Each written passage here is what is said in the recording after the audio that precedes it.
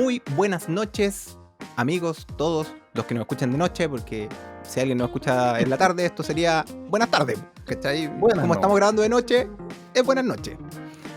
Buenas Estoy aquí nomás, junto digamos. a nuestro... buenas, sí. Buenas. Días o día. Buenas. Buen día. Que sea lo que quieran. No Claro. sé, ya a esta altura ya partimos mal. Ya, Buen buenas momento. noches ya. Buen Sí. momento. Bueno, pero para que la gente sepa, estamos grabando de noche, así que por eso lo más natural fue decir buenas noches, pero como bien decía Pedro, con quien es mi acompañante esta noche. Salude, don Pedro. Buenas noches, amigos de Cinetoscopio, porque somos parte de Cinetoscopio. Así que bienvenidos todos. Se preguntará la gente qué está pasando acá, por qué estamos reunidos, Socio Pedro y el Keno Gallardo, haciendo un podcast en solitario, sin nuestros contertulios habituales. Y es porque con Socio Pedro, un poco apalancando nuestra inquietud y nuestra coincidencia de alguna manera en abordar los temas con una profundidad distinta a la que hacemos habitualmente en el podcast, nos la jugamos por inventar este spin-off, que estamos en 18, pues, pino de empanada, ya estoy ahí, ya estoy entrando en modo 18, ya yo por lo menos. Uy. Voy a subir, ya me esforcé para bajar todos los kilos que voy a subir ahora en 2 semanas más. Bueno, pero en el fondo, como les decía, la gracia de este spin-off es hablar de los directores que nos gustan y nos llaman la atención y que obviamente han trascendido de alguna manera en nuestras vidas y generalmente también en la opinión pública. Pero para acercarnos al director lo vamos a hacer de una forma particular, de una forma que nosotros por lo menos encontramos bastante entretenida porque nos obliga de alguna manera a reencontrarnos con los directores. Así que este spin-off, ¿cómo se va a llamar, don Socio Pedro? La primera y la última. Exacto, así, tal cual. La primera y la última de puntitos suspensivos por ahora, aunque ustedes lo van a leer abajo cuando esté la presentación del podcast, pero bueno, lo vamos a dejar por ahora en suspenso para nosotros, pero esa es la idea. Entonces, vamos a acercarnos a los directores a partir de la primera película que hicieron, su primer largometraje. Obviamente muchos directores de los que vamos a hablar probablemente tienen un montón de cortos para atrás, etcétera, pero nos vamos a concentrar como en la primera película reconocida de ellos como largometraje y la última. Y en ese viaje lo que queremos tratar de encontrar es qué hay o qué todavía sigue quedando de este director, de su primera película en el fondo, en la última. Si es que mantienen sus mismos vicios, si es que mantienen sus mismas estéticas, si es que mantienen sus mismos temas. Esa es un poco la idea. Y a partir de ahí vamos a construir la conversa y también con algunos datos interesantes sobre las películas, cómo se hicieron, cómo se gestaron, etcétera. No sé si se me arranca algo, Pedro, que quieras agregar a esta introducción o te parece correcta. Me parece correcta, pero sé que estaba pensando que igual estamos como en una etapa en la que los directores son súper poco reconocidos, en la que ya lo que importa más es como la IP, la marca, la adaptación, el libro, pero los directores están quedando como cada vez más relegados. Entonces esta es como una forma también como de volver a poner en la palestra a las personas que es capaz de llevar el control de toda una producción, sobre todo películas como las que vamos a hablar el día de hoy, que es un director que cada vez es capaz de manejar presupuestos más grandes, ideas más grandes, máquinas más grandes y llevarlas todas como en una sola línea, siguiendo una misma línea ideológica en su carrera, digamos. Y encuentro que es interesante volver a celebrar a estas grandes mentes. Vamos a reconocer internamente que el palo fue para Disney y Marvel, probablemente, donde ahí la fábrica de salchichas más actualizada del momento, ¿no? Donde hay directores que no conoce nadie. Claro, no es necesario Disney, pero no sé, piensa por ejemplo cuando yo me acuerdo del director de 500 días con ella.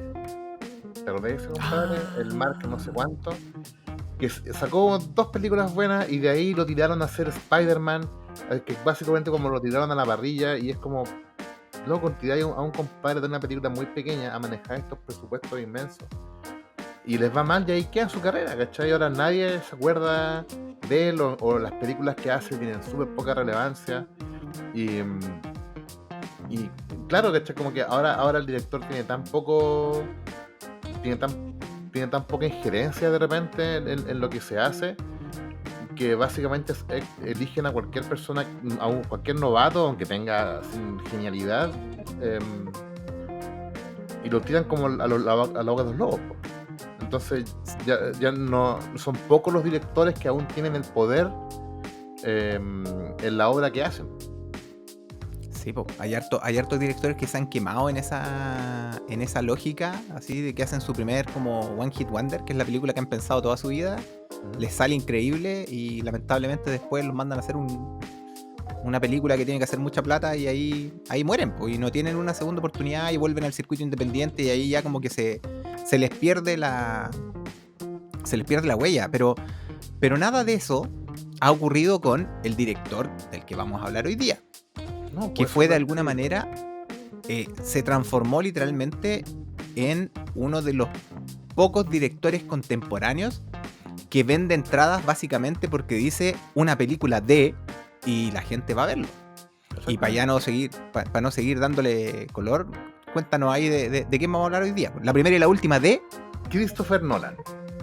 Chan. Obviamente nos queríamos subir al impacto mediático de Oppenheimer, que es la última que tiene y que sigue siendo una locura la cantidad de entradas que sigue vendiendo. Yo todos los días, o sea, que me meto a Twitter en el fondo, sigo estas cuentas que van mostrando como las estadísticas de venta de entradas y ese tipo de cosas, ¿cachai? Y es impresionante porque todas las semanas es como récord de Oppenheimer en, no sé, la película que en su sexta semana de exposición ha bajado menos la recaudación, ¿cachai? Y así sucesivamente han sido récord tras récord. Ya es la película más exitosa de Christopher Nolan por sobre Inception.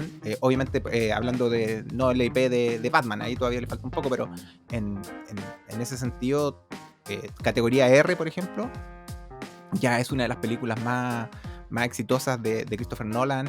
Y nada, pues, pero todo esto tiene un origen, porque esa es la última de Christopher Nolan, es Oppenheimer. Pero todo esto tiene un origen en una película que se hizo en 1998 y que se llama Following, que es una película que hoy en día, si uno la quiere ver, principalmente tiene la opción de meterse a Criterion y comprar el disco en Criterion. Es como la alternativa, porque no está como en ningún streaming, o aguas internacionales, nomás la alternativa que te queda si quieres ver Following.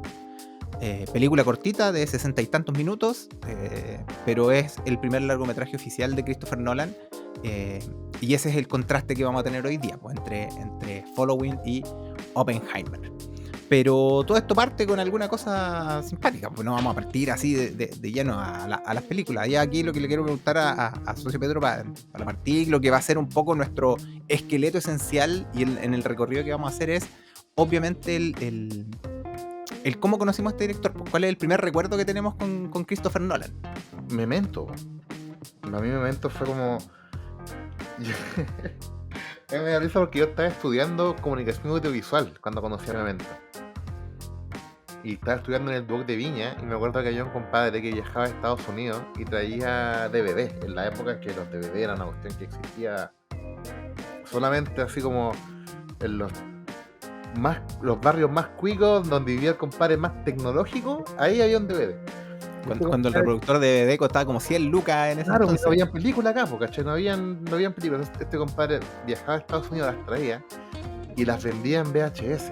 Y lo bacán era que uno tenía VHS en widescreen, porque en esa época no existía, uno veía las películas en pantalla cuadrada, y este compadre te vendía la posibilidad de verla en widescreen. Y Memento no la vendía. Memento hizo una proyección en el auditorio del Duoc y cobraba, no sé, 500 pesos de entrada o algo así. O sea, el weón se quería forrar con esta inversión. Claro, sí, po. La cuestión es que el auditorio lleno, estábamos todos los audiovisuales ahí de primero o segundo año, todos los pendejos de 19, 20 años, y nos cambió la vida, po. Todos los que entramos, nos salimos de ahí, salió gente nueva de ahí, po, ¿cachai? Salimos todos así como, no, vamos a hacer esta película, todos revolucionados porque de verdad Christopher Nolan aparece en un momento en que quizás va a sonar estúpido, pero que no existía Christopher Nolan. ¿cachai? Como que no. Esta narrativa en la que combinaba y una película que Memento, imagínate, Memento, una película que va para atrás y va para adelante al mismo tiempo, la mitad en colores, la mitad en blanco y negro. Entonces una cuestión que para cabros de 20 años que estaban literalmente recién descubriendo el cine, era una cuestión que manejaba todos los elementos que estábamos aprendiendo a utilizar, ¿sí? Cámara, edición, guión, montaje, iluminación, vestuario, maquillaje, todo estaba puesto en pantalla al servicio de la entretención, más que nada, ¿cachai? Porque al final de cuentas, como que las primeras películas de Nolan superficialmente son como muy para entretenerse, ¿cachai? Como que no son muy. La profundidad está como muy por debajo, no se alcanza a ver. Entonces tenéis como esta historia de gangster, cine noir, pero con este twist totalmente nuevo. Entonces, para mí, que era un joven impresionable y con ganas de hacer películas, Christopher Nolan me cambió la vida. Y aparte era entretenido que al mismo tiempo que pasaba lo mismo con Wes Anderson, que estuvo viendo que película que iban haciendo se iban volviendo más ambiciosos. Cada película que iban haciendo era temáticamente más profunda y técnicamente mucho más grande. O sea, cuando aparece, no sé, Hotel Rocket o Rushmore y de repente aparece Target Unlimited, es como una cuestión que impresionante. Lo mismo con Nolan, ¿cachai? Pasar de Memento a The Dark Knight en ¿cuánto? ¿En 10 años más o menos? Más o menos, sí. Sí, ¿En fue 10 años? del Memento es del 2000, Dark Knight del 2008. Claro, y pasar, no sé, pues, el protagonista de Following a Guy Ritchie, a Al Pacino con Robin Williams, ¿cachai? Después Christian Bale, Batman, DiCaprio. O sea, como cada película que se compara es mucho, mucho más grande. Y eso, como a alguien que es fan del cine, es interesante de seguir la carrera, independiente de si en algún momento te dejó de gustar o dejó de ser tu favorito. Siempre es interesante ver la nueva película de Nolan, porque el tipo tiene como esa teatralidad de siempre querer mostrarte algo nuevo y algo impresionante. Y siendo siempre súper fiel a su estilo, que es una de las cosas que ahí vamos a ir desgranando. Yo en lo personal, me acuerdo que Nolan aparece. A ver, yo retomé mi encanto como así desenfrenado por el cine. Tiene que haber sido el 97 o el 98, porque yo estaba en cuarto medio. Matrix, ¿de qué año es? Del 97, 99, ¿no? 99 Matrix. Matrix es 99 ya. El 99 yo empiezo a ir al cine porque me acuerdo que un día salimos temprano del colegio y con unos compañeros así fue como, oye, ¿vamos al cine? Yo de verdad, o sea, con 17 años en ese momento, creo que lo último que había ido a ver al cine eran Todos los perritos se van al cielo con mi mamá cuando tenía como 5 años, no sé. Ese era mi parámetro. Entonces, ya, vamos a ver Matrix. Yo, sin ir el cine no era parte de mi itinerario para nada. Y recuerdo que me voy a ver Matrix, ¿cachai? La cabeza me explotó, obviamente, de partida porque yo no tenía ese concepto de ver películas en pantalla grande con audio bacán. Entonces, para mí, esa cuestión me voló la cabeza. O sea, yo tuve tele en blanco y negro hasta como los 15 años, pues éramos pobres, pues ratas, ¿cachai? O sea, creo que lo conté en un podcast el otro día. Yo iba a comprar 2 bolsitas de té al almacén, ¿cachai? Entonces, las bolsas llegaban a la agujería. Claro, ¿cachai? Entonces, la bolsa. Claro, pues, entonces, como que vi Matrix, ¿cachai? Y fue como en pantalla grande y fue como, loco, ¿qué es esto? ¿Dónde estuviste toda mi vida? Y claro, inaccesible, pues, si no tenía plata para pagar una entrada. Y a partir de ahí, recuerdo que empecé a ir mucho al cine. Y me empecé a ir mucho cuando uno podía coleccionar las entradas del cine. Me acordé que eran como bonitas y aparecía el nombre de la película y te la cortaban y era como todo un ritual que ya no existe, ¿cachai? Y me acuerdo que las andaba trayendo en la billetera y tenía muchas de todas las películas que había visto. Pero eso tuvo como resultado paralelo el que también empecé a ir más a los videoclubs, a rentar películas. Y Memento debe haber aparecido por ahí. Yo también mi primera entrada con Nolan es Memento, obviamente, el año 2000. Estaba como en toda mi locura por ver películas, ¿cachai? O sea, entre el cine y arrendando en videoclub. Y por ahí debe haber aparecido Memento en algún momento dentro del videoclub. Y recuerdo que mi primera percepción con la película era como de tratar de hilar esta historia que me estaban contando. Porque claro, si uno se pone a pensar con los ojos de hoy día las películas, uno como que encuentra patrones distintos al tiro. Uno como que ya he visto tanto que encontráis ciertos patrones. Claro. Pero en ese momento, con 19 años, no sé, como que no tenía esa referencia. Po. No, estáis recién, yo insisto, yo no soy un cinéfilo de que de los 12, 13 años está viendo películas, ¿cachai? O haciendo películas. Entonces, para mí era como todo nuevo. Entonces, todo era como entretenido, todo era como interesante. Y viene este compadre y te cuenta esta historia desordenada donde tenés que empezar como a ordenar tu cabeza. Que recuerdo que la vi, la vi una vez, la rebobiné y en la noche creo que la volví a ver de nuevo. Te fijé, la vi como un par de veces al tiro porque era una locura, o sea, una locura técnicamente hablando. Yo no estabas acostumbrado a ese tipo de narrativa, porque yo estaba acostumbrado a las películas de cine de blockbuster, ¿cachai? Las que rondaba ahí en el videoclub. Y de repente te aparece esto que tiene una dinámica diferente, una estructura narrativa diferente, y automáticamente me acuerdo que se empieza a transformar como en el boca a boca. Era como después la recomendación del grupo, oye, vi esta película, y empieza a crecer. Y de ahí para adelante efectivamente uno empieza a seguir como este director, pues empezáis como a seguirle la huella. Yo estaba viendo las cosas que hizo después de Memento, viene Insomnia, que recuerdo haberla visto, y como decís tú, que cambia el tiro a actores de renombre. Después de Insomnia viene Batman Begins, que obviamente Batman había que verla, ¿cachai? Y entre medio y ahí ya como que me salto un poco porque, por ejemplo, después de Batman Begins yo recuerdo haber visto Dark Knight, pero no vi El Prestigio. No la vi entre medio, ¿cachai? No vi El Prestigio entre medio. Pero sí vi Inception. Después de Dark Knight vi Inception, esa sí la vi, me acuerdo que a esa altura ya era como reconocido, y por ahí yo tengo que haber visto El Prestigio en algún momento. Y El Prestigio a mí me voló la cabeza. O sea, yo sigue...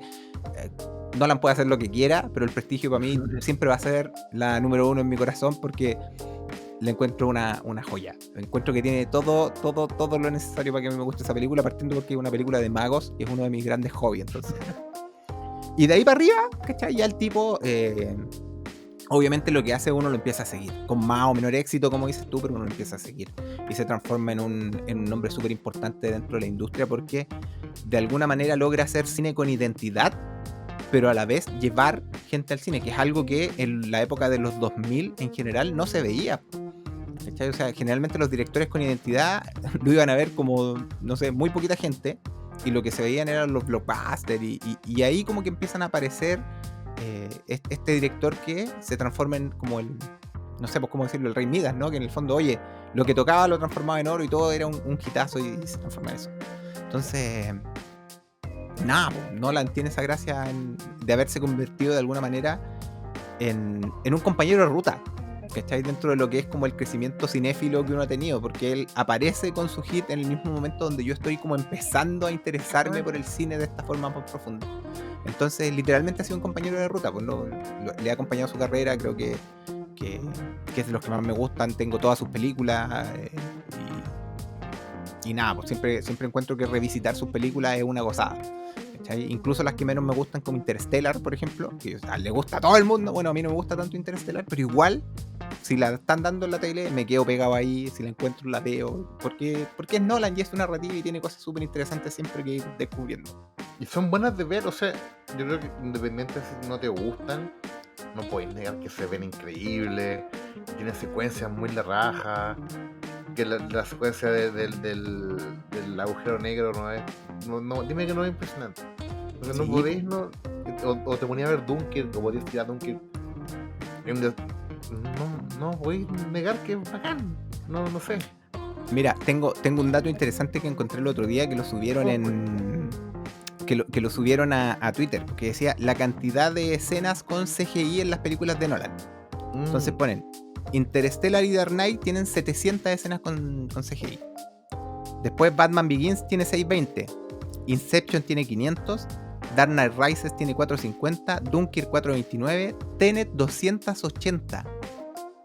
Y yo pensaba en mi cabeza, decía, Tenet tiene 200. Tenet tiene menos CGI que, por ejemplo, no sé, Batman Begins, que uno podría creer que es mucho más y tiene mucho menos CGI. y Tenet pasan unas cosas que uno no lo puede entender cómo están pasando físicamente esas cuestiones, ¿cachai? Y Oppenheimer tiene solo 200 escenas con CGI. 200. Que deben ser pura escena así, no sé, pantalla verde quizás para agrandar el espacio o para mostrar una Exactamente. ciudad antigua. Justamente lo que él decía es que para lo que más lo ocupaban es para eso, para borrar cosas que estaban de más, ¿cachai? Ese tipo de cosas es lo que está usando el CGI, pero el resto ya como que no lo usa como parte de sus películas. Y se nota mucho porque sus guiones han como evolucionado a eso, pues, a tratar de hacer historias más naturales que historias grandilocuentes, pero me llamó la atención mucho ese dato porque yo decía, Oppenheimer, claro, solo 200 escenas con CGI, y si le agregáis la ropa que le pusieron a Florence Pugh en algunos países, 201. Me avisa porque ahí le pusieron ropa solamente a Florence Pugh. Sí. El Cillian Murphy lo dejaron en pelota igual y es como, ya, entonces, ¿cuál es la idea? No, y a propósito, estaba viendo un video de un compadre en YouTube que creo que en el mismo país donde pusieron ropa a la Florence Pugh, es como ley que cada vez que alguien fuma en una película tiene que aparecer un letrero así No. que ocupe como el 20% de la pantalla que diga Smoking Kills. ¿Escucháis? Tiene que ser eso. Puta Como madre, 15% de la pantalla. Y que Oppenheimer, así como que la película completa está con ese letrero en la esquina que dice Smoking Kills. Puta madre, weón. ¿Sabes qué estaba pensando? Estaba así como, amigo, estamos viendo una bomba nuclear explotar, weón, que el cigarro es lo de sí, menos. po. Es el menor de tus problemas en estos momentos, el cigarro. Esa es la Ay, reflexión. Puta madre. Bueno, En fin. pero son las cosas que Nolan de alguna manera aguanta, ¿cachai? Para que su película pueda ser distribuida. Después cuando entremos un poco en los detalles de la película, ahí contamos un par de anécdotas que tiene por ese lado, pero hablemos un poquito de Nolan. Yo tengo un par de datos de él. Tiene 53 años en estos momentos. Nació en 1970. Hijo de padre inglés y madre estadounidense. Un mix ahí siempre interesante. Y quizás lo que a mí más me llamó la atención, porque me fue imposible no hacer un paralelo con Fabelmans, la película, es que este compadre desde los 7 años está usando una cámara y grababa películas con sus monitos. Y me acordé de esta escena de Spielberg donde él grababa el trencito y recreaba su imagen una y otra vez, y a partir de ahí el tipo siempre ha estado metido en el cine, o sea, siempre ha estado haciendo cortometrajes y todo el tema. Eso es lo impresionante, que él nunca estudió cine, nunca estudió formalmente cine. Entonces, como de muy chico, él ya era capaz de entender, quizá a nivel hasta subliminal, cómo funciona la imagen, pues la diferencia entre el poder de un primer plano y un plano amplio, en qué momento mover la cámara y todas esas cosas que vais casi absorbiendo como sin querer y poniendo en práctica también sin querer, pues el niño Spielberg haciendo chocar el tren muchas veces y descubriendo el montaje, ¿cachai? Exacto, entonces es un genio este loco. Sí, pues, y empezáis, y sabéis que, y quizás tenéis una ventaja estructural después cuando hacís cine, porque en el fondo es tan natural para ti, lo hay hecho tantas veces desde tan chico, que es una cuestión que te resulta como casi natural, pues, ¿cachai? O sea, en el fondo, y si a eso le mezclas que el tipo se preocupaba de contar historias, ¿cachai? Que el tipo es guionista también, ¿cachai? Trabaja en los guiones con su hermano. El tipo toda su vida ha sabido cómo contar. Una de las cosas que a mí más me llama la atención de este compadre en general es cuando hace la explicación de Memento. Cuando este video que dio mucho y que tiene esta pizarra y él hace como esta especie de herradura y va mostrando los puntos, ¿cachai? Y explica Memento. Entonces, yo te puedo garantizar que hoy en día muchos directores por encargo que intentaran explicar una película de esa manera y no serían capaces de hacerlo, ¿cachai? No, de idear, de imaginárselo. Claro, y este compadre tiene tan clarita la idea que es capaz de explicártela de esa manera.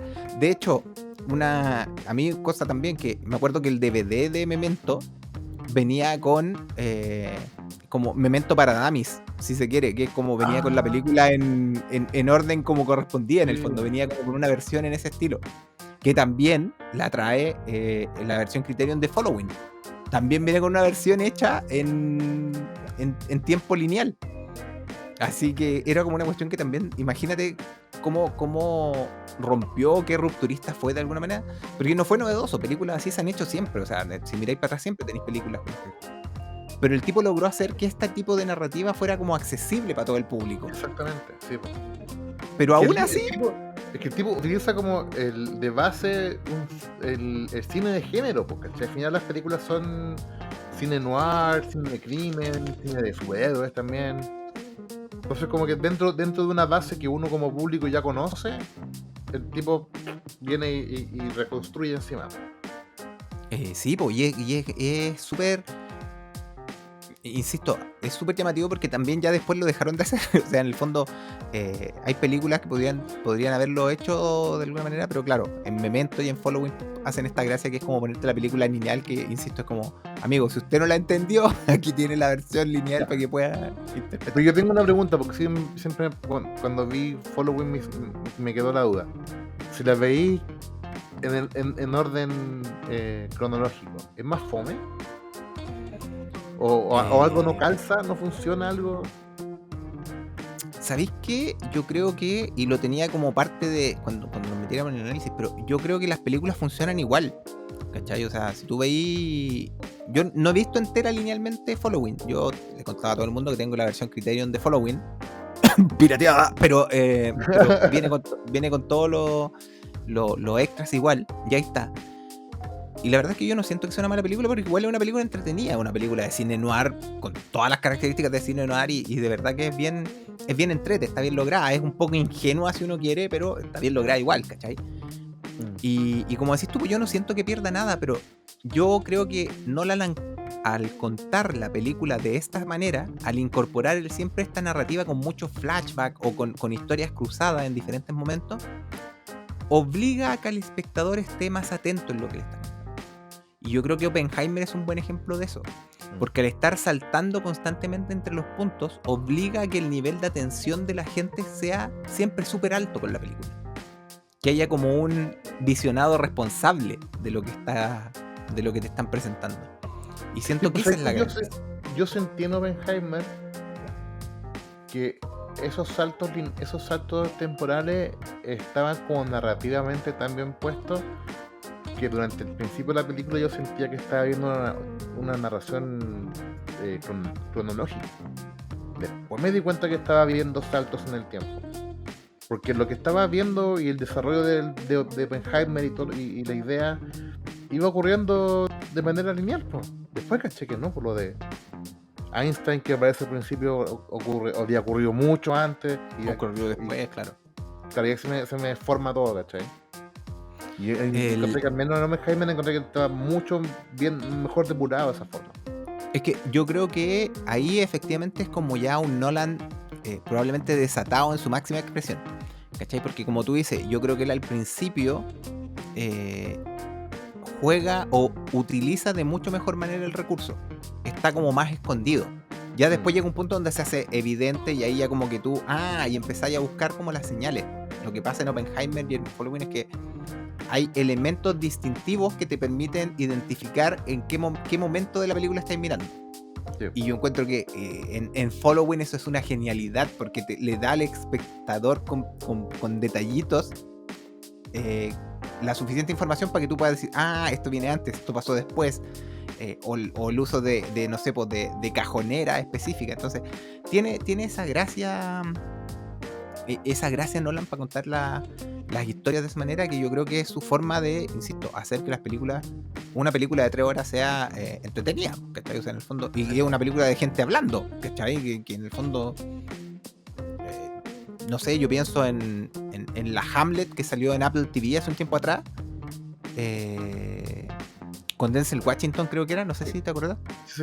Que era hermosa visualmente hablando, pero que era gente hablando, pues bueno, entonces era súper, o sea, me acuerdo que es difícil de ver, te cuesta seguirla, no fue la favorita de la gente, digamos.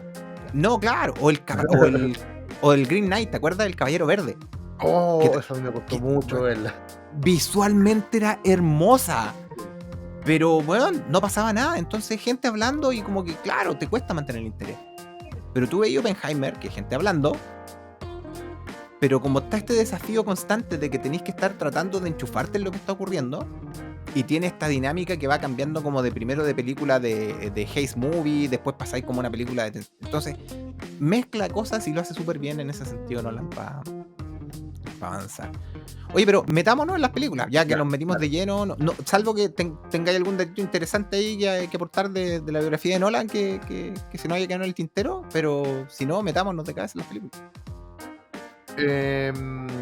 Eso, o sea, aparte el hecho de que él empieza a trabajar muy temprano con su partner productora, que también eventualmente se transforma en su esposa en ese mismo tiempo, que es la Emma Thomas, que también tiene una aparición en la película, en Following, es la mujer infiel. Em, claro, y que es otra prueba más de que Nolan ha sido súper consistente en su forma de trabajar, en sus ideas, en sus temas y también con la gente con la que trabaja. Sí, de hecho, otra de las cosas interesantes que tiene el disco de Criterion es que viene con un cortometraje, quizás su cortometraje más reconocido, que se llama, aquí lo tengo, es Dot-Le Book. No sé, no sé, pero es como Dot, no de Dog, sino que es D-O-O-D Le Book. ¿Cachai? Doodlebug, Por lo ahí voy a ir. del enanito. Claro que como que se van pisando entre ellos. ¿Cachai? Sí, sí. Y tú ahí, en ese corto, ya tienes mucho de Nolan y del interés que visualmente él está ahí buscando. De hecho, en las entrevistas que él dice que siempre quiere, en el fondo, de alguna manera, presentar historias que sean interesantes para el espectador, que generen un nivel de interés distinto. Entonces, para entrar en las películas, Following y Oppenheimer. Following estrenada en 98, como decíamos. Oppenheimer 2023. El presupuesto de Following, ¿lo tenéis por ahí? $6,000. $6,000. Que ya, ponele la inflación. Ponele así, ya han pasado 25 años, ya ponele el foto de inflación. ¿Serán hoy día $200,000? Ya, colócale $250,000. Con mucho. Yo creo que, porque son como 20 veces, entonces 6,000, 60,000, ya, $120,000. Yo creo que 150, ya, sí, pero como mucho. Yo creo que como para ejemplificarlo, el mismo Nolan dice que el equipo de producción de una película cabía en un taxi londinés. Sí, es verdad. Y ahora pensar que... Claro, por $6,000 en el presupuesto de Oppenheimer es la limusina de Nolan. Weón, es el catering de un día. No, yo creo que ahora, es ojo, el catering de Robert Downey Jr. ahora, ojo, que el presupuesto de Oppenheimer fue de $100 millones. Ahora, no es la película más cara de Nolan. Pero es increíble cómo se ve mucho más cara que Indiana Jones, que costó el triple. Yo siempre hago este dato, eso sí, porque lo encontré. Igual, Oppenheimer viene con trampa, porque son $100 millones para la producción, pero aparte son 100 palitos verdes para el marketing, que se gastaron, que fueron bien gastados. Y aparte, bueno, tuvo toda esta suerte de armar como este tándem con Barbie, que generó una cuestión que yo creo que es irrepetible, pero que va a ser estudiada en los próximos años probablemente. Sí. Following fue rodada con cinta de 16 milímetros, en blanco y negro. ¿Para qué? Básicamente para ahorrar, ¿cachai? Por ahorrar, era como lo que tenía a mano. Oppenheimer rodada en maravilloso IMAX 65 milímetros. Gastaron, no sé, weón, yo me imagino que 17,000 tarros de cinta. No sé, creo que apareció la foto un poco como de la cinta de Oppenheimer, ¿no? De lo que estaban reproduciendo. El rollo, creo que lo vi por ahí, que era una cuestión gigante, así, las 3 horas de película. Hay un reel de TikTok que es muy chistoso porque sale como Nolan hablando de cuánto mide y toda la cuestión, y hay como de fondo una canción como de K-pop sonando. Y muy feliz, muy contento, así como muy entusiasmado como niño chico, así como miren, esta es la película y mide tanto, y pesa tanto, y como muy contento. Oye, pero hablamos, como tú dijiste, pues, de la grabación de guerrilla que tuvo que hacer Nolan para Following, que decís tú que todo el equipo que había en un taxi. eh, bueno, las escenas, la mayoría se hicieron todas con luz natural, en casa de amigos, familiares, y lo que más recalcaba Nolan es que, puta, las ensayaban mucho, porque como no tenían tanto rollo, ¿cachai? No tenía tanta película, ensayaban mucho la escena antes de hacerla para que pudiera cundir la utilización del rollo. Pero uno podría decir, oye, en Oppenheimer, puta, me imagino que tuviste todas las comodidades, y no fue tan así porque mucho comentó el Cillian Murphy que la película se rodó en 57 días. Inicialmente se iba a rodar en 80 días. Ese era como el plan de Nolan. Era como, oye, nosotros vamos a rodar esto en 80 días. Pero como no le estaban dando los números del presupuesto, la rodaron en 57 días. Para 85 se dio el presupuesto. Y para economizar, se rodó en 57 días. Y me acordé de lo que tú decías, porque muchas escenas se rodaban solo con el camarógrafo, Nolan y los actores. Nada más. Todo muy análogo, y decían que en el fondo muchos se sentían a veces haciendo como una película indie de 100 millones de dólares, ¿cachai? Porque como había que economizar, como se comprimió mucho el tiempo de rodaje, claro, usaron política de guerra, y para Nolan esto no es novedad, pues él filmó su primera película en condiciones similares, ¿cachai? Claro, y Nolan es de esos directores que, bueno, en el rodaje de la trilogía de Batman se hizo muy famoso el hecho de que él filmaba todo, pues. Él no tenía segunda unidad, que la segunda unidad generalmente es la que está encargada de filmar, no sé, pues, los planos de la casa de afuera, donde no pasa nada, o planos de la calle donde están los autos avanzando, o los efectos especiales, o los choques, o las escenas de acción de repente.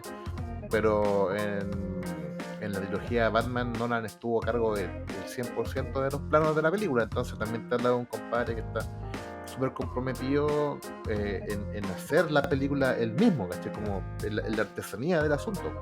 No es como el director estrella que dice, ya, ustedes háganme la pega. Sí, pues Nolan en la mayoría de sus películas también es el escritor, y siempre está metido bien a fondo en todo. De hecho, quizás la única donde él no es escritor es en Insomnia, porque es como su debut para película dentro como de estudio. Entonces allí solo hizo la dirección. Y el contraste igual, porque contábamos recién que Oppenheimer se demoró 57 días en filmarse. Following, por el contrario, se demoró un año en estar lista. Porque como estaba filmada en el fondo en la casa de amigos, filmaban solamente los fines de semana en algunos casos. El grupo de actores que está ahí, el actor principal no es un actor, él solo actúa para Christopher Nolan. O sea, él solo como que ayudaba a Christopher Nolan y actuaba solo para él, ¿cachai? No había más. Y durante un tiempo se filmó solo los días sábados durante 3 o 4 meses. Para que te hagas una idea de lo que fue esa filmación de Following, literalmente en economía de guerra. Y yo creo que ahí lo que más destaco de Nolan es su capacidad, siendo un joven de 28 años, tratando de hacer su primera película, para hacer cuadrar todo, cómo debe haber estado su imagen mental de lo que estaba armando, para lograr consolidarlo en una grabación tan saltada, ¿cachai? Donde en el fondo grabaste hoy día, estuviste todo el día grabando, te juntáis la próxima semana, tenés que recordar dónde estaba y cómo lo hiciste, los tiempos, y que a pesar de todo eso salga bien, ¿cachai? Y que salga una película que se ve. Entonces me llamaba mucho la atención cuando estaba buscando como estos datos de la película. Era llamativo para mí decir, bueno, no me cierra, como que no me cerraba por ninguna parte que este loco hubiese hecho una película así, primero con ese presupuesto, con gente que no actúa, ¿cachai? Filmando solo los sábados durante un rato largo, y es como increíble, ¿cachai? Que saque una película en esas condiciones. Que son muy creativos, que yo también en mi época audiovisual, en la que teníamos que hacer los cortos, la mentalidad era muy parecida, porque esto era como ya, ¿qué tenemos? ¿Qué tenemos para hacer la película? Tenemos un departamento, y el departamento está vacío. Ya, entonces hagamos una historia de un compadre que se está cambiando de casa, ¿cachai? Era como esas cosas, tú vas como creando de acuerdo a lo que tenés. Y tú veís Following y es muy así, pues como ya, ¿qué tenemos? Tenemos una casa, tenemos 3 actores, tenemos un martillo, ¿cachai? En vez de una Edificios pistola. vacíos. Claro, tenemos edificios vacíos, entonces, y veis como que todo va calzando. A mí, lo que más me gustó de Following es como ese espíritu de película universitaria. Yo me sentía como cuando estaba en clases viendo los videos de mis compañeros, ¿cachai? Y había un genio ahí que tú decías, no, este loco se ve para Hollywood. Pero se siente como eh, la pobreza, digamos, o el minimalismo de la película. Es muy bonita de ver en ese sentido. Sí, sí, o sea, Following tiene esta, como tú decís, pues se siente pobre, ¿cachai? Pero dentro de esa pobreza, yo creo que está el Nolan en estado más puro de lo que él ha ido desarrollando hacia el futuro. Es que Están todas sus manías. Es que se siente pobre, pero no se ve pobre. Sí. ¿Okay? No hay ninguna parte que tú digas, oye, eso está malo, eso está feo. No, tú entendís que está todo justificado para que funcione dentro de la historia que te quiere contar. La historia está diseñada para aprovechar lo que tiene. Y eso es lo que más me gusta de Nolan, que Nolan no es un director,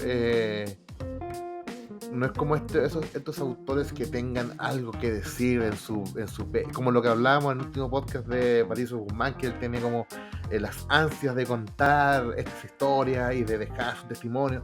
¿Cachai? Nolan quiere hacer buenas películas, quiere contar buenas historias y quiere contarlas de manera interesante. Entonces las películas de Nolan no le salen, yo siento que no le salen del corazón, sino que le salen del cerebro. Sí, po. Entonces como que es bacán ver cómo Following está diseñada para aprovechar al máximo lo poco que tienen y el increíble provecho que le sacan, porque no se nota nada. Yo estaba viendo también en los making of como decían que el arma que utilizan en Following, que es el martillo, lo eligieron porque era el arma que podían conseguirse un martillo de goma, era el arma más fácil de producir. Y funciona perfecto la historia, un martillo. Sí, po. Y lo que llama la atención también, tú recién lo decías, po, es como que Nolan es súper cerebral en sus películas. Y yo siento que él ha ido evolucionando en esto de ser cerebral. De hecho, cuando conversamos en Cinetoscopio sobre Oppenheimer, yo lo comentaba. En el fondo, Oppenheimer me parece que es una película súper cerebral, porque hasta la escena de sexo se siente mecanizada, demasiado limpia, si se quiere, ¿cachai? Y lo que a mí me gustaba del Nolan antiguo, y sobre todo que se nota mucho en Following, es que hay vísceras, ¿cachai? Hay guata todavía en ese Nolan, ¿cachai? Hay cosas emocionales, ¿cachai? Hay, no sé, por la forma en la que él trata de fotografiar a su protagonista, ¿cachai? Para que se sienta de alguna manera la desazón que él tiene sobre el final, cuando cacha literalmente que lo embaucaron y que está en una trampa que ya no tiene salida, ¿cachai? Siento que tiene que ver con eso, con representar de alguna manera las vísceras que están ahí, que todavía hay guata. En El Prestigio, que yo insisto sigue siendo mi favorita de Nolan, cuando tiene este juego con los gemelos, perdón si alguien no ha visto El Prestigio, pare el podcast acá y vaya a verla porque estoy arruinándole la sorpresa, pero hay un momento donde tuviste El Prestigio, ¿cierto? Sí, pues. Hay un momento donde uno de los gemelos, que no es el que está enamorado de su mujer en el fondo, ella le pregunta, ¿me amas? Y él le contesta, hoy no, cuando uno no sabe todavía que son gemelos. Y ahí uno logra después cachar que ya lo sabe. Pero te fijas, en momentos como ese, hay mucha guata de Nolan, ¿cachai? Hay mucha víscera, hay mucha emocionalidad que está saliendo. Y siento que después la ha ido perdiendo, ¿cachai? Porque en Interstellar, ¿cachai? Que donde tú tenías esta escena, weón, donde está ¿cómo se llama? El protagonista de Interstellar, weón, que hizo mucha comedia romántica. Matthew McConaughey. Cuando está Matthew ahí en pantalla llorando desconsolado, ¿cachai? Ya no tiene esa misma víscera, ¿cachai? Ya no se siente tan emocional. Es un weón llorando desconsolado, pero que está en un contexto donde igual como que cuesta conectarse emocionalmente con ese personaje, ¿cachai? Entonces, no sé dónde está el quiebre, honestamente, de Nolan y creo que es un buen tema para revisitar, pero sí siento que le pasó en Tenet, en Dunkirk también, que son películas técnicamente perfectas, pero que carecen de la guata y la víscera que en algún momento lo hizo destacar, ¿cachai? Y insisto, no hace que eso sea malas películas en lo No, absoluto, para nada. para nada. Pero sí siento que le falta esa como cuota de, no sé cómo describirlo, po, weón, pero despeinarse un poco. O sea, es como, weón, despeínate un poco. Y yo creo que Muestra. Nolan igual pasa por etapas. Yo creo que, no sé, por la etapa Dunkirk, Tenet, es donde el loco está engolosinado con la técnica, con el juguete, y es donde la etapa en la que yo siento que más deja de lado la emocionalidad y se enfoca mucho más específicamente en la técnica, en explorar el IMAX y llevarlo a los límites, y se olvida un poco de la emocionalidad al nivel en que está tan consciente que en Tenet te lo dice, ¿cachai? Así como ya, si no entendí lo que estoy contando, sígueme la corriente y filo, ¿cachai? No trates de pensarlo, ¿cachai? Sigue la corriente. Sí, pues y el diálogo expositivo también a propósito de lo mismo que estamos comentando. O sea, en el fondo, una de las críticas que se le ha hecho a Nolan constantemente, a medida que ha ido evolucionando su cine, es que es un compadre que es muy expositivo. Ni hablar de Oppenheimer, pues son gente constantemente exponiendo su idea. Claro. Pero siempre se le critica eso, pues y es un poco como dices tú, que él, yo creo que lo convencieron de que sus películas eran complejas y de alguna manera trata de hacerlas menos complejas, tratando de explicar todo. Tratando de dejarle ahí a la gente la mayor cantidad de trigo en ese sentido. Es Pero que siento que igual es como es algo que tenéis que transar cuando tus películas cada vez llegan a más y más gente. Si yo siento que es como igual de repente injusto cuando dicen que las películas blockbuster son películas tontas, y yo siento que no son películas tontas, sino que son películas que intentan que le guste a la mayor cantidad de gente posible, que la mayor cantidad de gente la entienda, tanto en Timbuktu como en Machu Picchu, que todos entiendan lo que están viendo. Entonces, como súper complejo hacer eso, y tal vez es como el compromiso que está haciendo Nolan, ¿cachai? Como de entre más popular se hace, tiene que hacer sus películas un poco más accesibles. y sabéis que, como decís tú, yo creo que uno tiende a menospreciar de alguna manera las películas populares y es súper difícil llevar gente al cine, po. Sí, po. No es fácil, o sea, meter una película que haga 600, 700 millones de dólares es súper difícil, po. Entonces, menospreciar a alguien que lo consigue, por el motivo que sea, porque estuvo bien marketeada, hay un sinnúmero de razones por las cuales una película puede transformarse en un éxito, ¿cachai?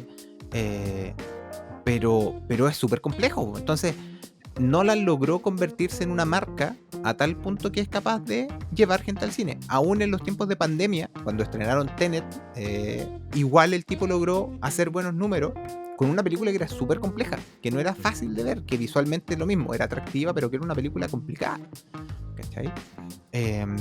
Y lo que te quería preguntar en ese sentido es, siempre hay un tema de Nolan, que es con el fondo, que es como la temática de Nolan, que todos dicen, oye, ya, el tiempo.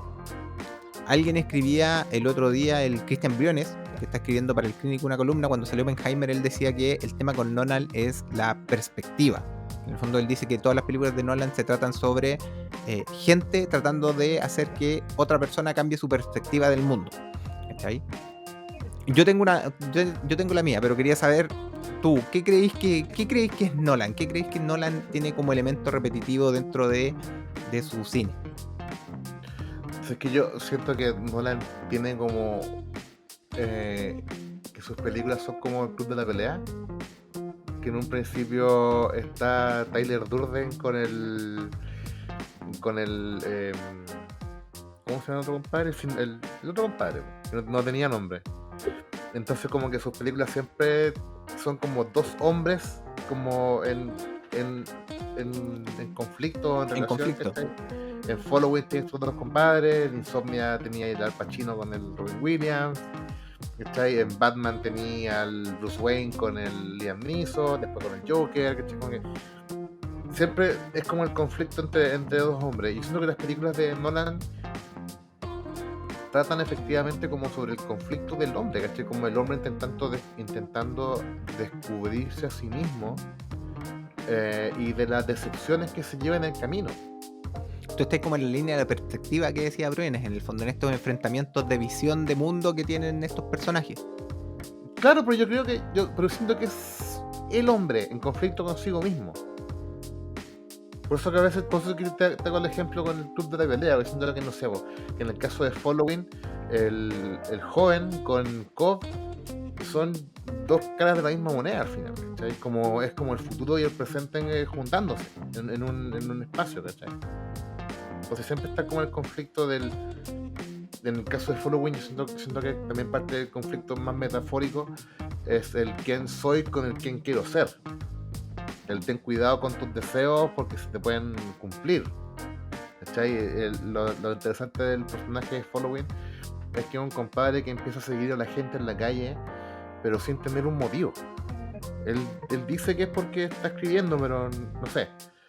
Entonces, para mí Following como que me daba esas vibras de, loco, ten cuidado con hacer cosas sin sentido o sin pensarlas porque te pueden llevar a lugares que no sabe dónde va a terminar. Yo siento que en general las películas como que tratan de eso, del ser humano tratando de descubrirse a sí mismo. Y yo no creo que, o sea, yo creo que efectivamente Nolan no sabe escribir mujeres, pero siento que también es porque a él no le interesa. Y no porque Nolan sea machista o nada de eso, sino que su tesis es otra, ¿cachai? No es la mujer o el hombre y la mujer, es el hombre. Siento que ese es su estudio, el hombre no como género, ¿cachai? Ser humano hombre. ¿Sabéis qué? El hombre. ¿Sabéis que yo creo que también después de haber visto las películas de Nolan mucho rato, yo en algún momento me acuerdo que estaba escribiendo algo sobre el Nolan y el tiempo y cómo Nolan juega con el tiempo en todas sus películas, narrativamente hablando, porque obviamente sus películas tienen una estructura básica, lineal, ¿cachai? Pero en el fondo él las presenta de esta manera con el tiempo. Pero preparando esta conversa, empecé a hilar otra idea y empecé a pensar que el tema de Nolan en realidad tiene que ver con el sacrificio, y que utiliza el tiempo como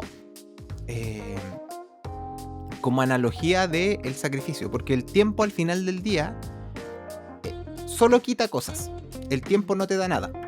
O sea, literalmente esta conversación, este tejido de conversación que estamos haciendo, técnicamente el tiempo lo único que hace es quitarnos espacio constantemente para conversar. O sea, en el fondo tenemos un tiempo límite, Entonces, cuando Nolan presenta sus películas con la perspectiva del tiempo, de lo que él está hablando en el fondo es de que sus personajes siempre están haciendo un sacrificio con algo, que es algo repetitivo. Ellos pierden algo.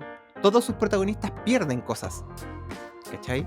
Y yo creo que por eso él ocupa esta narrativa de alguna manera de ir y volver, porque es su forma de alguna manera de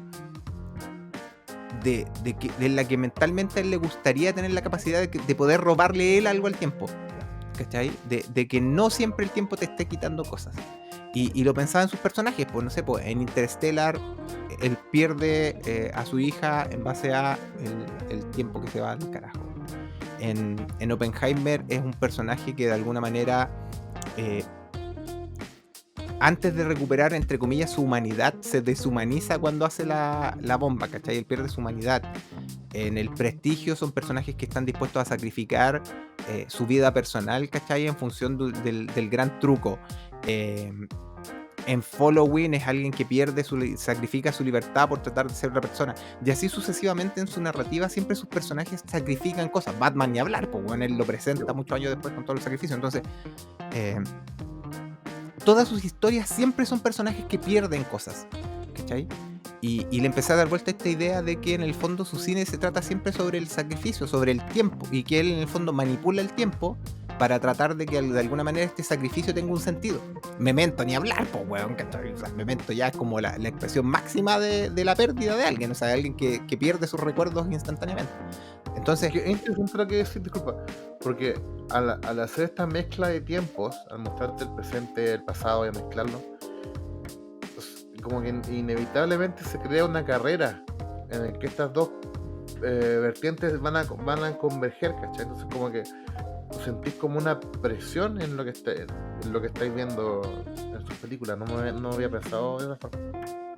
Sí, y yo por eso te digo, pero fue como te digo, como dándole una vuelta a esto, como buscando apreciaciones sobre el cine de Nolan, porque lo recurrente de Nolan es que todo el mundo habla del tiempo. ¿Cachai? Es como el tiempo, Nolan y el tiempo, Nolan y jugando con el tiempo, etcétera. Muchas entrevistas tienen relación con esto. Y por eso me había gustado lo que había escrito Briones, como te digo, con el tema de la perspectiva, que conversa mucho con lo que tú estabas diciendo, ¿cachai? Que en el fondo son personas que de alguna manera están consigo mismo cambiando su perspectiva, su forma de ver el mundo.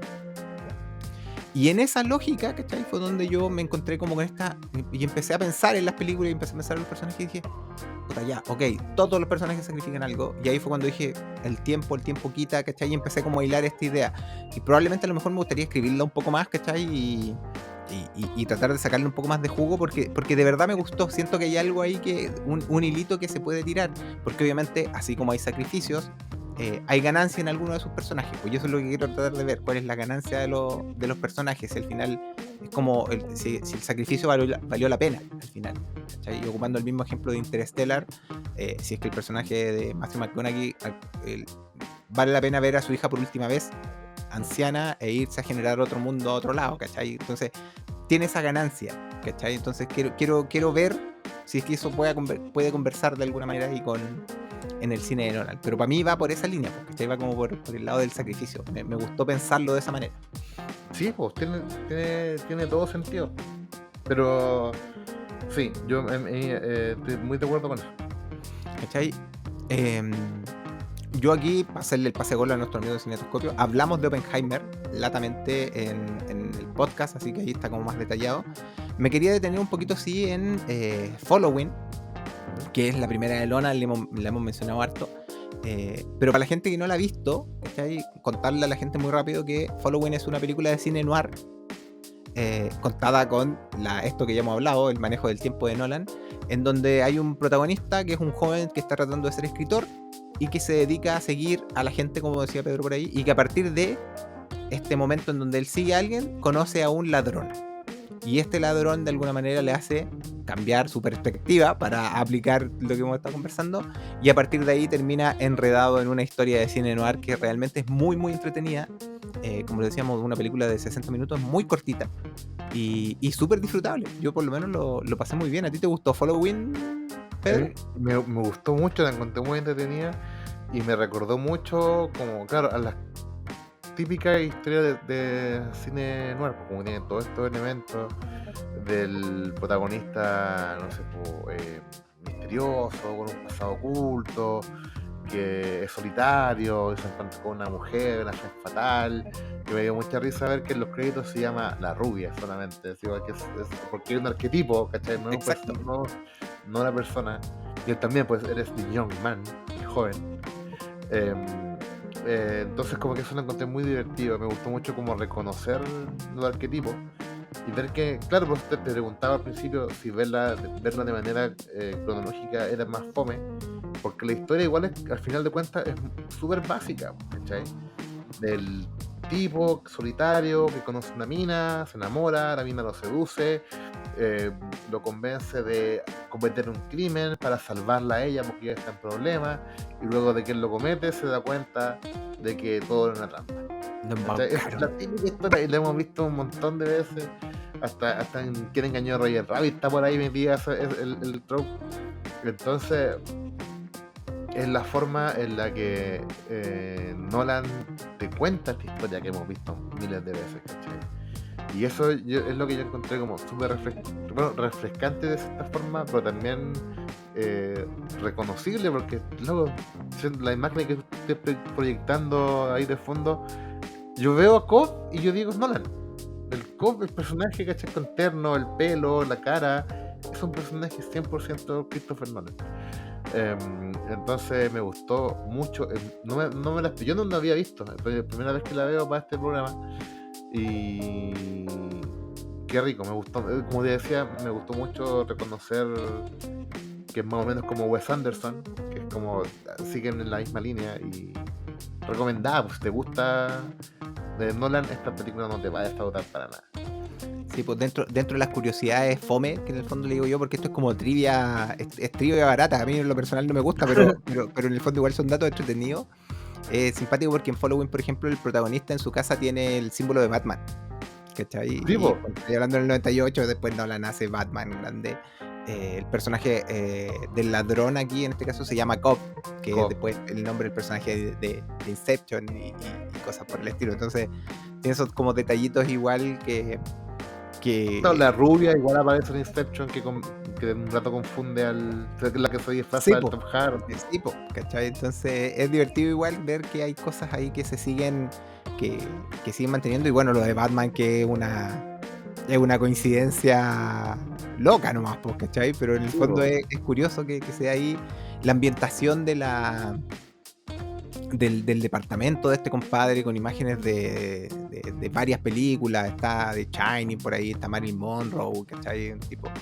Y lo que me gusta de Following también es que utiliza elementos súper marcados, como es una película en blanco y negro, con poquito presupuesto, utiliza elementos súper marcados para que uno pueda entender dónde está.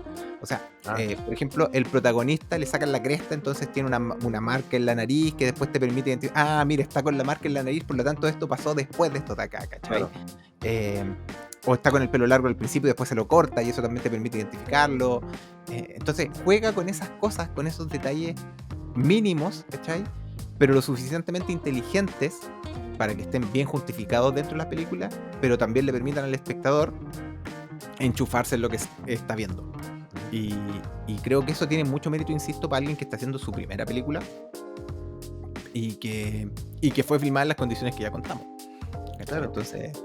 Entonces, raya para la suma, de verdad que si a alguien le gusta mucho el cine de Nolan, por favor denle una oportunidad a Following, búsquenla por ahí, encuéntrenla, véanla, se pasa muy bien, es muy cortita y de verdad que es altamente recomendable. Oye, Pedro, llevamos una hora hablando, no sé si te queda algún elemento ahí que recoger, algún análisis que queráis hacer ahí de Oppenheimer, algo que se te haya quedado en el tintero. No, como te decía, siento que Oppenheimer es como la versión más depurada de lo que hemos visto de Nolan. En Following hay rastros de lo que te decía en que Nolan intenta hacer una historia igual como lineal, a pesar de ir saltando de tiempo en tiempo. No sé, como hay escenas en la que Cobb dice vamos a cenar, y después te cortan y veis a alguien comiendo, pero es la rubia, ¿cachai? Estamos en otra época, pero la conexión está como en la comida. Él le sale de repente, pero siento que en Oppenheimer corre así, pero como muy fluido, sino que está como muy depurada su técnica. Me gusta el hecho de que el tipo pueda hacer películas cada vez más internas, porque siento que Oppenheimer, a pesar de ser como un tema tan amplio, no se sale del personaje. Yo me acuerdo que había muchas críticas en redes sociales de que, oye, ¿por qué las mujeres no le dan espacio? Y si ellas también fueron, y a los otros compadres también, ¿por qué no a los que también apoyaron? ¿Por qué no? Porque la película no se trata específicamente de la construcción de la bomba atómica, sino que se trata del conflicto interno del personaje de Oppenheimer. Entonces, por eso que hay otras cosas que están minimizadas, que no están desarrolladas como quizás a alguien más le gustaría. Entonces, que siento que, como dije antes, no la habían estado como en esta etapa en la que estaba muy preocupado de la técnica, siendo que en Oppenheimer está mucho más preocupado del personaje y que ocupa la técnica para entender y exponer a su personaje. Por eso siento que hasta ahora es la mejor película de Nolan que yo he visto hasta el momento. Mira, buen punto. Sí, Y yo o sea, y eso que Tenet no me gusta, o sea, la encuentro visualmente impresionante, no me gusta mucho, sino que la película anterior que me gustó mucho de Nolan debe ser Inception. Y de ahí todas como ya. que Inception igual. Qué volada de cabeza que Inception cuando uno la ve por primera vez. Y te deja el final abierto, ¿cachai? Como que es perfecta Inception también. Inception es de esas películas que a mí me gustaría tener la oportunidad de verla de nuevo por primera vez. Sí. Así como volver a vivir ese... Que es lo mismo que pasa con Memento de alguna manera, ¿cachai? Que es de esas películas que a mí me encantaría volver a verlas sin saber el truco. Yo tengo ¿cachai? recuerdos de más que de las películas, de la exhibición, de haber estado en la sala con la gente, todos viendo Inception, todos viendo Memento, y cuando termina todos quedan así como, todos en silencio, como intentando procesar lo que acaban de vivir, ¿cachai? Y todos especulando de qué pasó, po, ¿cachai? De qué significa lo que acabamos de ver. Que son experiencias cinematográficas eh, grupales que han sido muy buenas. Sí, a mí lo que me gusta de Oppenheimer en particular, y en este contraste entre la primera y la última, es que sigo viendo al mismo Nolan del origen. Que siguen Sí, po. estando sus manías, que siguen estando sus mismas temáticas, como dices tú, depurando la técnica al máximo, ¿cachai? Quizás en esa lógica lo que hemos venido conversando, perdiendo un poco de tripa, a lo mejor de esas, pero que sus vicios, sus manías, su forma de contar la historia sigue estando ahí. Sigue Mm, siendo una historia de Nolan súper reconocible que tú la puedes ver y puedes literalmente reconocer instantáneamente a Nolan ahí. sí. ¿Cachai? También hay una evolución por la forma en que está, en la forma en que también él filma los rostros. Siento que hay una cuestión que también es constante en él, que en Following lo usa bastante, también cuando está hablando de personas, y que en Oppenheimer obviamente ya también es como multiplicado por 1000, pues tenía estos planos sostenidos sobre los rostros de las personas durante mucho rato, ¿cachai? Entonces es como que esa evolución natural de él se ve, po. Y es genial porque en el fondo te das cuenta que sigue siendo el mismo director, independiente si fue una película independiente como la primera o si una película de estudio como la que estamos comentando en este momento. Entonces, me gusta mucho eso de Nolan. Su consistencia, si se quiere, es una cuestión digna de destacar porque nunca ha renunciado a ser lo que es. eh, Obviamente, quizás amparado en el éxito. Eso te da un espaldarazo siempre para poder desarrollar tu visión. Pero aún así me gusta que él sea una persona consistente a lo largo de los años y que su cine se mantenga de esa manera. Así que aquí estamos haciendo barra esperando lo que viene Sí. de Nolan. Oye, como ¿Mm? para cerrar, eh, algo que queremos instaurar también. Obviamente no lo vamos a hacer con Oppenheimer porque es la película del 2023, ya un poco, todos sabemos un poco cómo está el año. Pero Following se estrenó en 1998. Y siempre es bueno darse una vuelta por qué carajos estaba viendo la gente el año 1998.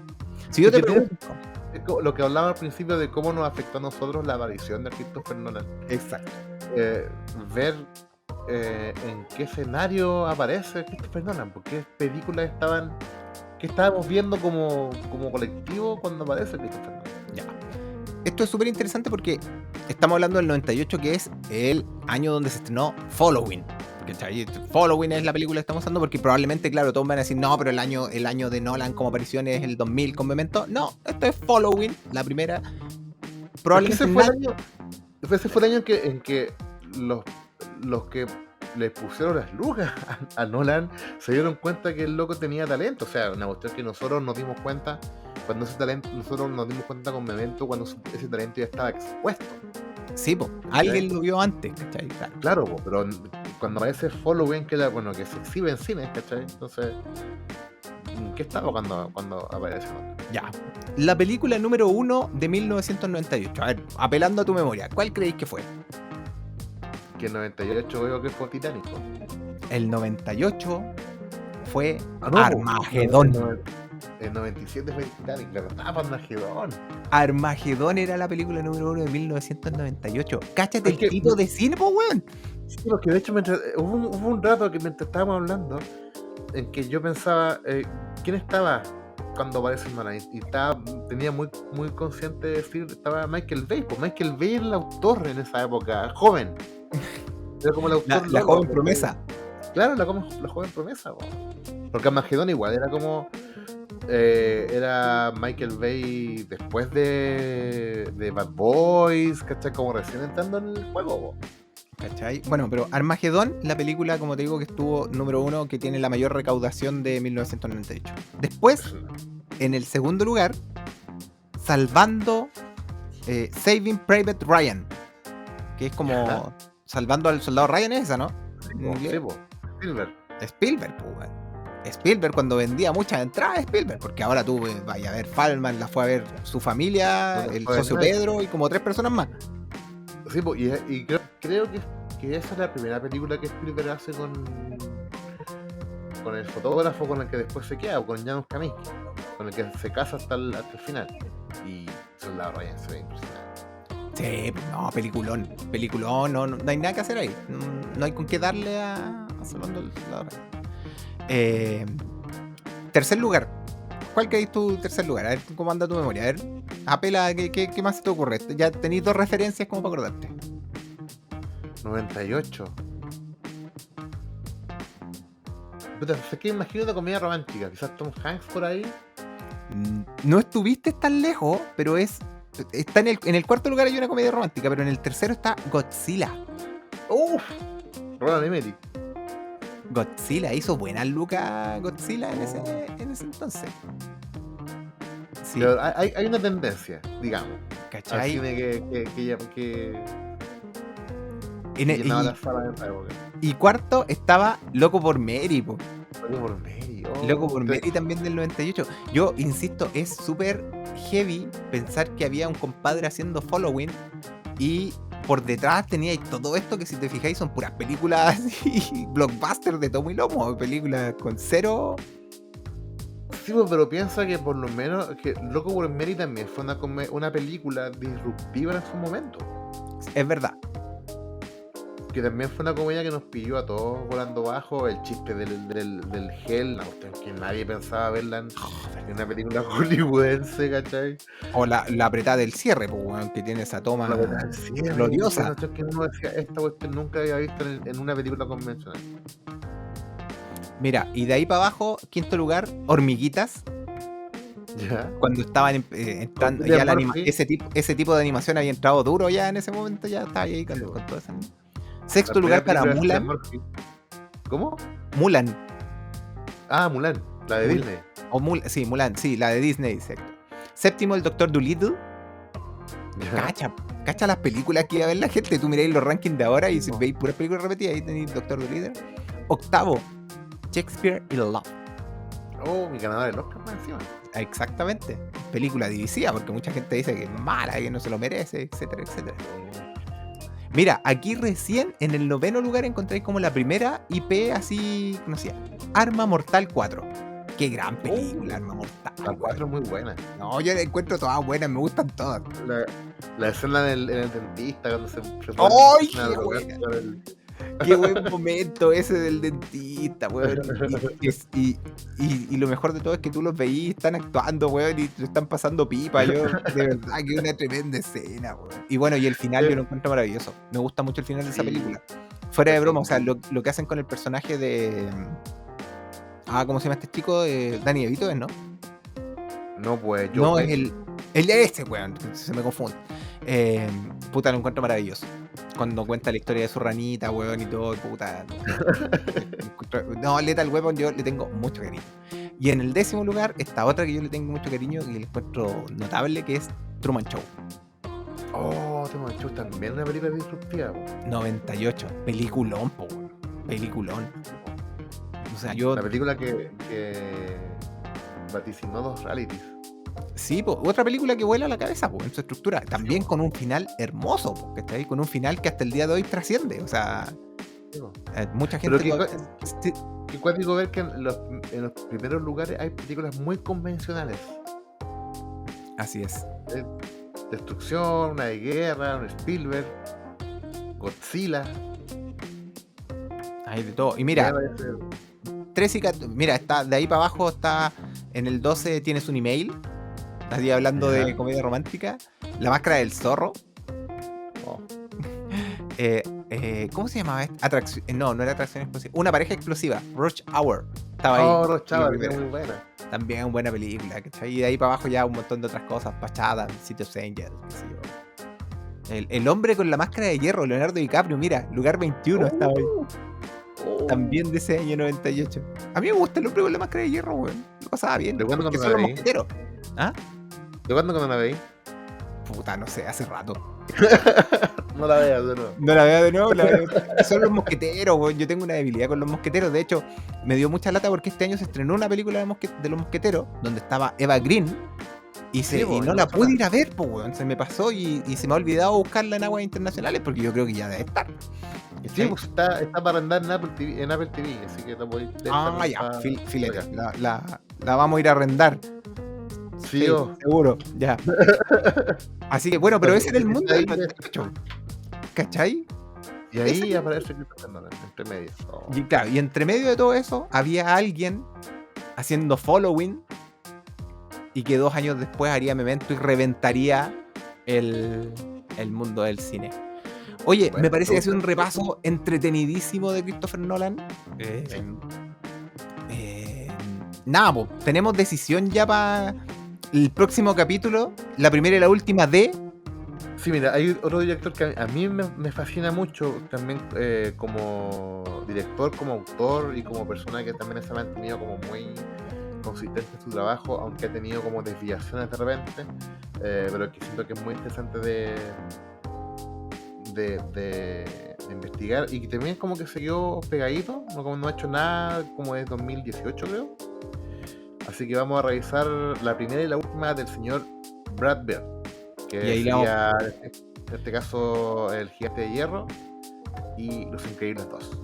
Y entre medio vamos a ponerle ahí como bajada del título y como Tomorrowland le cagó la vida para siempre. Lo Pero mató bueno, un escritor. eso será pasto de conversación para el próximo capítulo. Pedro, ha sido un placer. Espero que a la gente le haya gustado. Esta va a ser la dinámica a la que los vamos a invitar. Cada cierto tiempo ahí nos vamos a estar reuniendo a hablar de nuestros directores favoritos. En esta comparación, que lo invitamos a hacer a ustedes también, de ver la primera, la última de Christopher Nolan en el día de hoy y los que vengan hacia adelante. Don Pedro, muchas gracias. Despídase de su público. Igualmente, que les vaya bien. Oye, muchas gracias por habernos acompañado. Si les gustó, comenten, den like, compartan. La idea es que lleguemos a harta gente y seguir haciendo el programa con harto entusiasmo. Pegarle una Eso. megusteada. Eso. Ojalá que les guste eso. Ya, que estén todos muy bien, se cuidan, muchas gracias y nos escuchamos pronto en Chao. la primera y la última. Adiós a todos.